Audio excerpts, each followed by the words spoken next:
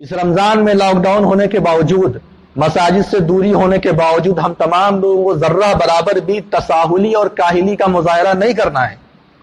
ہم تمام لوگوں کو اللہ رب العالمین کے حضور میں یہ ثابت کرنا ہے کہ اللہ رب العالمین تیرا مہینہ جیسے پہلے ہمارے نزدیک متبرک تھا، جیسے پہلے ہمارے نزدیک عظمت کا حامل تھا، اور جس طریقے سے ہم تراویح کا اہتمام کرتے تھے، جس طریقے سے ہم روزے کا اہتمام کرتے تھے، افطار کا اہتمام کرتے تھے، اے اللہ رب العالمین اس رمضان میں بھی بہت ساری محرومیوں کے باوجود اس میں کوئی کمی انشاءاللہ العزیز نہیں آئے گی۔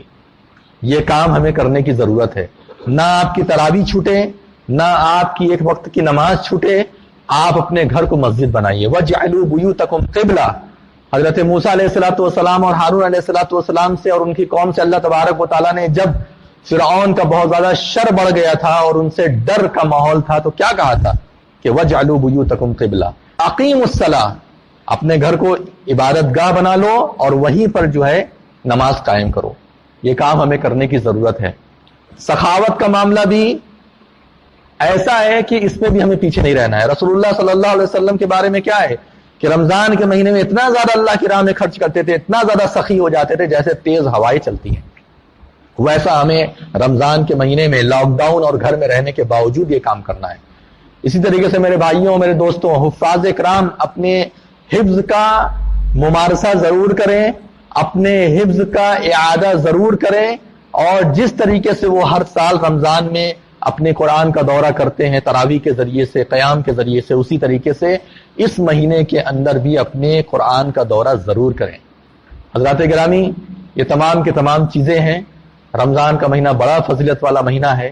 اس کے اندر آپ جو ہے زیادہ سے زیادہ عبادت وغیرہ کریں اور اپنے آپ کو لہو لعب سے، برائیوں سے اور ہر قسم کی شر انگیز اعمال سے اپنے آپ کو محفوظ رکھیے، اور جس طریقے سے ہم ہر سال رمضان کا احترام کرتے تھے اسی طریقے سے اس سال بھی رمضان کا احترام کریں، بہترین استقبال کریں۔ اس سال ہمارے اوپر اور بڑی ذمہ داری آ جاتی ہے کیونکہ یہ ہماری آزمائش کا وقت ہے۔ یہ وہ وقت ہے جب کہ اللہ رب العالمین نے مساجد کے دروازے بند کر لیے ہیں۔ ہم تمام لوگوں کی گناہوں کی وجہ سے، ہماری سیاہ کاریوں کی وجہ سے اللہ رب العالمین نے اپنے دروازے بند کر لیے ہیں اور ہم لوگوں کو دھتکار دیا ہے، بھگا دیا ہے۔ ایسے وقت میں اللہ رب العالمین سے اور دعا کرنا ہے اور ثابت کرنا ہے کہ اللہ رب العالمین یہ رمضان کا مہینہ انشاءاللہ العزیز ہمارے لیے گزشتہ سالوں کے جیسا ہی رہے گا، اور انشاءاللہ اس سے بھی بہتر ہم عبادات کا نذرانہ پیش کریں گے، اور جو بھی اس میں لوازمات ہیں انشاءاللہ وہ پیش کرنے کی کوشش کریں گے۔ رمضان کی بڑی فضیلت ہے، بڑا بہترین مہینہ ہمارے لیے آ رہا ہے۔